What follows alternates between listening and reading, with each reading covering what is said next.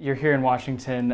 You were down on Capitol Hill today, and I'm wondering about how well received the idea of universality is. It depends on who you ask. I think in some quarters it has sunk in, and it's being welcomed. That we understand that if we're talking about if we're talking about sustainable development.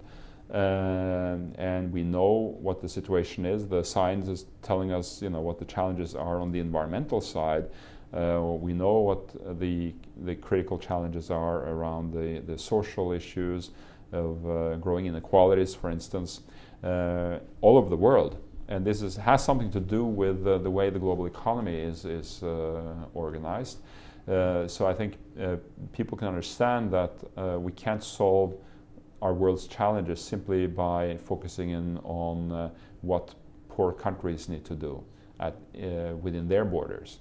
We have to look at what we need to address at the global level, and also within each and every country.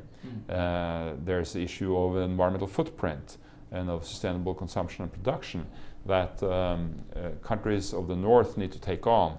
They definitely need to take on the issue of rising inequalities and joblessness for young people and so on. The universality has already been agreed intergovernmentally in Rio, so it's agreed, but the awareness of that is very limited.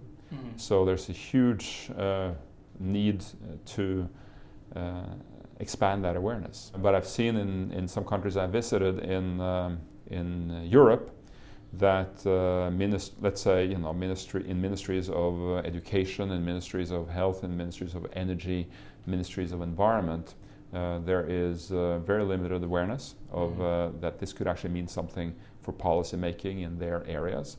And in civil society, in the media, there's very limited awareness of this. So there's a lot that needs to be done. There also seems to be a tension between, the MDGs focus on specific targets, or specific diseases, for example, and a focus on some of these broader, more fundamental issues. Universality kind of plays into that because things need to be adaptable. How does that process of making sure you have concrete and measurable goals while addressing these larger problems, how does that work going forward? Well, they were kind of siloed approaches, dealing with health disease by disease, and not looking across, the social determinants of health, the environmental determinants of health. So we need an agenda that has more intelligent interlinkages in order for this to work. And that's more challenging, but we're already, we're deep into discussion now of targets in the open work group. A lot of experts have been weighing in with all sorts of ideas as to how targets can be formulated, and we're seeing that it's very possible. You can have very specific measurable targets to deal with these more interlinked and systemic structural issues. So I think we can do it, but it's